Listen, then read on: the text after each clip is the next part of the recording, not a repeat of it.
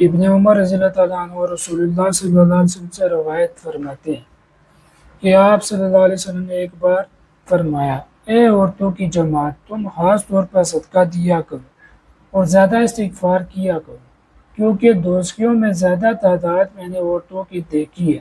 ان میں ایک ہوشیار عورت بولی، یا رسول اللہ صلی اللہ علیہ وسلم، ہم نے کیا قصور کیا ہے کہ ہم دوزخ میں زیادہ جائیں گی؟ آپ صلی اللہ علیہ وسلم نے فرمایا، تمہیں باہم گفتگو میں لعنت کرنے کی زیادہ عادت ہوتی ہے اور تم اپنے شوہر کی بھی ناشکری کرتی ہو۔ میں نے تم جیسا دین اور عمل میں ناقص ہو کر پھر ایک دانشمند شخص پر غالب آ جانے والا کسی کو نہیں دیکھا۔ تو بات آپ نے توجہ سے سماعت فرمائی۔ اب دو اعمال بتائے گئے جس کی وجہ سے عورتوں کا جہنم میں جلنا لازم ہو جائے گا، اور اسی طرح دو اعمال بتائے جس کی وجہ سے وہ جہنم سے بچ سکتی ہے۔ تو انشاءاللہ ہم سب وہ دو اعمال بد اعمال ان سے بچیں گی اور دو جو نیک اعمال ان کو اختیار کریں گے، اور دوسروں کو بھی بار بار یہ بات بتائیں گے تاکہ یہ بات تر و تازہ رہے۔ اب وہ دو بد عمل کون سے ہیں کہ شوہر کی ناشکری کرنا اور باہم گفتگو میں لعن طعن کرنا۔ تو اس بات کو ذہن نشین کرتے ہوئے اپنی محفلوں کی جو نکات ہیں اس میں اس بات کو ضرور ذہن میں رکھا جائے۔ اچھا، دوسرے دو نیک اعمال ہے کہ استغفار ہے، دوسرا صدقہ ہے۔ تو اس کے بارے میں کچھ تفصیل آپ کو بتاتا ہوں۔ استغفار کہتے ہیں گناہ پر شرمندہ ہو جانا، معافی مانگنا اور آئندہ نہ کرنے کا عزم۔ گناہ پر شرمندہ ہونا، معافی مانگنا اور آئندہ نہ کرنے کا عزم، یہ کیا ہے؟ یہ استغفار ہے۔ اب کیسے کی جائے اور اس کے کیا فضائل ہوں گے؟ چند فضائل میں آپ کے سامنے رکھتا ہوں۔ حضرت ابو ہریرہ رضی اللہ عنہ فرماتے ہیں کہ رسول اللہ صلی اللہ علیہ وسلم نے ارشاد فرمایا، خدا کی قسم میں دن میں 70 دفعہ سے زیادہ اللہ تبارک و تعالیٰ کی حضور میں توبہ اور استغفار کرتا ہوں۔ حضرت عبداللہ بن عمر رضی اللہ عنہ سے روایت ہے کہ ہم لوگ رسول اللہ صلی اللہ علیہ وسلم کی ایک نشست میں شمار کر لیتے تھے کہ آپ صلی اللہ علیہ وسلم 100 دفعہ اللہ تبارک و تعالیٰ کی حضور میں عرض کرتے تھے، رب اغفر لی وتب علی انک انت التواب الغفور، رب اغفر لی وتب علی انک انت التواب الغفور۔ ایک بار پھر سماعت فرمائے، رب اغفر لی وتب علی انک انت التواب الغفور۔ حضرت انس رضی اللہ عنہ فرماتے ہیں کہ رسول اللہ صلی اللہ علیہ وسلم کا ارشاد گرامی ہے کہ ہر آدمی خطا کار ہے، کوئی ایسا نہیں ہے جسے کبھی کوئی خطا یا لغزش سرزد نہ ہو، اور خطا کاروں میں بہت اچھے وہ ہیں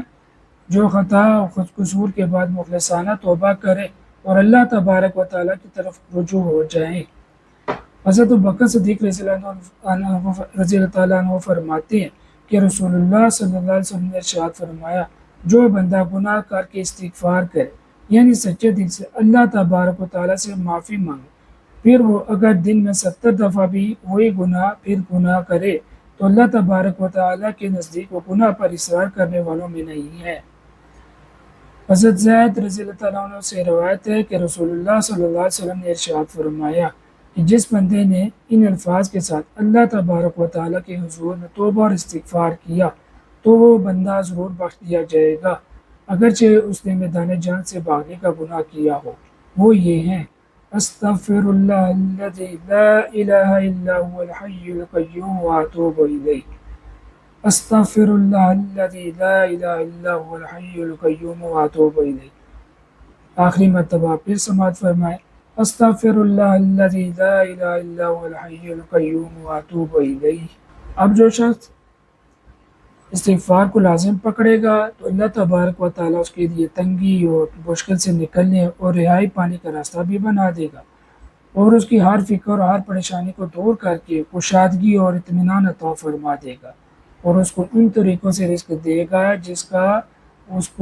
کا اس کو خیال اور گمان بھی نہ ہوگا۔ اب اسی طرح آپ نماز کے ذریعے صلاۃ استغفار کی نیت کرتے ہوئے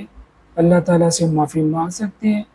اور اسی طرح ایک سید الاستغفار ہے۔ حضرت شداد بن اوس رضی اللہ عنہ سے روایت ہے کہ رسول اللہ صلی اللہ علیہ وسلم نے فرمایا کہ سید الاستغفار یعنی سب سے اعلیٰ استغفار یہ ہے کہ بندہ اللہ تبارک و تعالیٰ کے حضور میں یوں عرض کرے، اللہم انت ربی لا الہ الا انت خلقتنی وانا عبدک وانا علی عہدک ووعدک ما استطعت وأعوذ بك من شر ما صنعت وأبوء لك بنعمتك التي علي وأبوء بذنبي فاغفر لي فإنه لا يغفر الذنوب إلا أنت۔ ترجمہ اس کا یہ ہے، اے اللہ تو میرا رب ہے، تیرے سوا کوئی معبود نہیں، تو نے مجھے پیدا فرمایا اور میں تیرا بندہ ہوں، اور تیرے عہد پر اور تیرے وعدہ پر قائم ہوں جہاں تک مجھ سے ہو سکے۔ میں نے جو گناہ کیے ان کے شر سے تیری پناہ چاہتا ہوں۔ میں تیری نعمتوں کا اقرار کرتا ہوں اور اپنے گناہوں کا بھی اقرار کرتا ہوں، لہٰذا مجھے بخش دے کیونکہ تیرے علاوہ کوئی گناہ کو نہیں بخش سکتا۔ رسول اللہ صلی اللہ علیہ وسلم نے فرمایا، جس بندے نے اخلاص اور دل کے یقین کے ساتھ ان کے کسی حصے میں اللہ تبارک و تعالیٰ کے حضور میں یہ عرض کیا، یعنی ان کلمات کے ساتھ استغفار کیا، اور اسی طرح دن رات شروع ہونے سے پہلے اس کو موت آ گئی تو بلا شبہ وہ جنت میں جائے گا، اور اسی طرح اگر کسی نے رات کے کسی حصہ میں اللہ تبارک و تعالیٰ کے حضور میں عرض کیا اور صبح ہونے سے پہلے اسی رات پہ وہ چل بسا تو بلا شبہ جنت میں جائے گا۔ اسی طرح دعائے مغفرت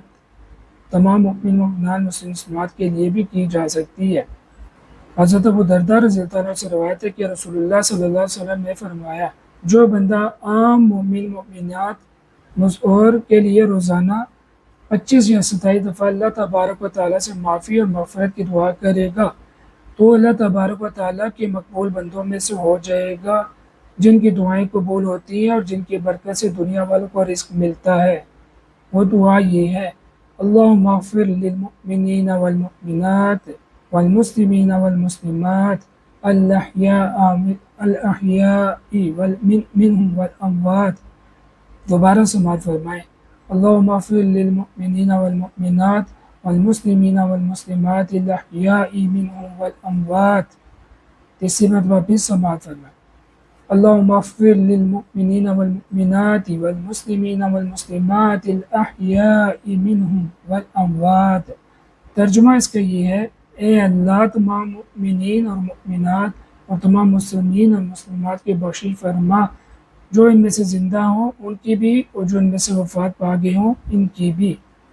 تو یہاں تک میں نے آپ کو استغفار کا طریقہ بتایا، انشاءاللہ ہم سب اس کو اپنائیں گے اور دوسروں تک اس کو پہنچائیں گے۔ اب باری ہے صدقہ کی۔ صدقہ رب کے غضب کو دور کرتا ہے اور بری موت سے نجات دیتا ہے، اور ہمارے یہاں پاک و ہند میں جو صدقہ کے بہت سے طریقے رائج ہیں، ان کا اس صدقے سے کوئی لین دین نہیں جو شریعت نے ہمیں بتائے ہیں، تو اس طرح کے طریقوں سے ہمیں بچنا چاہیے کہ اس میں وقت کا بھی ضیاع ہے، جان کا بھی ضیاع ہے اور مال کا بھی ضیاع ہے، اور فائدہ بھی اس کا نہیں ملنے والا۔ تو میں آپ کو بتاتا ہوں کہ رسول اللہ صلی اللہ علیہ وسلم نے کتنے آسان طریقے صدقہ کے ہمیں بتائے، کہ اتنے آسان طریقے ہیں، وہ ان کو ہم چھوڑ کے کیوں مشکل طریقے کی طرف جائیں۔ حضرت علی رضی اللہ تعالیٰ عنہ فرماتے ہیں کہ رسول اللہ صلی اللہ علیہ وسلم نے ارشاد فرمایا کہ خیرات کرنے میں حتی الامکان جلدی کیا کرو، کیونکہ بلا اس سے آگے بڑھنے نہیں پاتی۔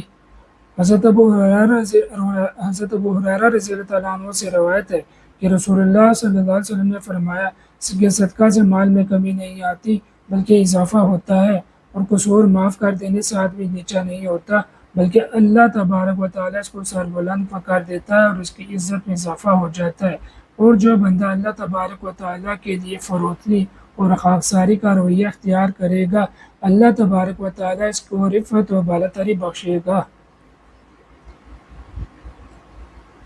حضرت انس بن مالک رضی اللہ تعالیٰ عنہ سے روایت ہے کہ رسول اللہ صلی اللہ علیہ وسلم نے فرمایا، 7 چیزیں ہیں جن کا ثواب بندے کے مرنے کے بعد بھی جاری رہتا ہے اور یہ قبر میں پڑا رہتا ہے، جس میں ان میں دین سیکھا، یا کوئی نہر کھودی، یا کوئی کنواں کھودوایا، یا کوئی درخت لگایا، یا کوئی مسجد بنائی، یا قرآن ترکہ میں چھوڑا، یا کوئی اولاد چھوڑی جو اس کے مرنے کے بعد بخشش کی دعا کرے۔ امام ابن ماجہ رحمۃ اللہ تعالی نے بجائے درخت لگانے اور کنواں کھدوانے کے صدقہ کا اور مسافر خانہ کا ذکر کیا ہے۔ اس حدیث سے دین مدرسہ کی اور رفع عامہ کے کاموں کی فضیلت بھی ثابت ہوئی۔ اسی طرح یہ آپ نے جو سماعت فرمائی، نیک بات کہنا یہ بھی صدقہ، بری بات سے روکنا یہ بھی صدقہ، اور راستہ بتا دینا کسی کو یہ بھی صدقہ، کمزور نظر والے کی مدد کرنا بھی صدقہ، تسبیح یعنی سبحان اللہ، تکبیر یعنی اللہ اکبر، تحلیل یعنی لا الہ الا اللہ، تحمید یعنی الحمدللہ، یہ سب صدقہ، اور راستے سے پتھر ہٹانا، ہڈی کانٹا وغیرہ ہٹانا، تکلیف دہ چیز ہٹانا یہ بھی صدقہ، بھائی کی خوشی کی آدر مسکرا دینا بھی صدقہ، اپنے ڈھول سے بھائی کے ڈھول میں پانی ڈال دینا بھی صدقہ، نماز چاشت بھی صدقہ، کیونکہ جسم کے 360 جوڑ ہیں وہ 2 رکعت صلاۃ چاشت سے ادا ہو جاتے ہیں، اس کے جو صدقہ ہے وغیرہ، حلال مال جو غریب اپنے کمائی میں سے خرچ کرے اپنے گھر والوں پر وہ بھی صدقہ، اور اس کو افضل ترین صدقہ بتایا گیا، اور علم دین، نہر کھدوانا، کنواں کھدوانا، درخت لگوانا، مسجد بنوانا، قرآن کریم ترکہ میں چھوڑنا، نیک اولاد چھوڑنا، یہ آپ پہلی سماعت فرما چکے ہیں، سب صدقہ میں ہی شامل ہیں۔ تو آپ دیکھیں یہاں پر کوئی ایسی بات نہیں آئی جو امیر اور غریب کے لیے مشکل ہو، کرنا کیا ہے، ہم نے اس چیز کو اپنانا ہے، اس بات کو اپنانا ہے، اور اپنا کر یہ دوسروں تک یہ بات پہنچانی ہے۔ تو میں نے آپ کو یہاں تک آج یہ بتایا کہ خواتین، خصوصاً خواتین، کون سے 2 بد عمل جن سے بچیں گی، شوہر کی ناشکری سے بچیں گی، بام گفتگو میں لعن طعن سے بچیں گی، اور کون سے اعمال اختیار کریں گی، وہ استغفار کو اختیار کریں گی، صدقہ کو اختیار کریں گی، اور بہت آسان ہے یہ اعمال اختیار کرنا۔ اللہ تعالیٰ ہمارے لیے آسان فرمائے اور اس بات کو آگے دوسروں تک پہنچانے کی توفیق عطا فرمائے۔ السلام